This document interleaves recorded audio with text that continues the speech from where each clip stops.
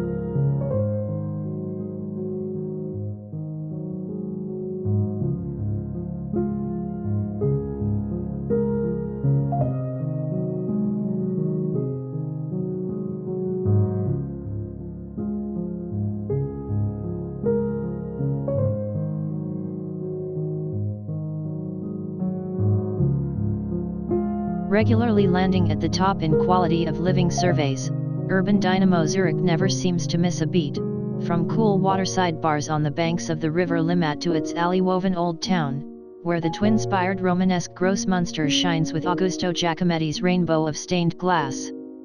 Le Corbusier's boldly colored architectural creations and the edgily post-industrial Zurich West neighborhood notch things up a gear further still culturally.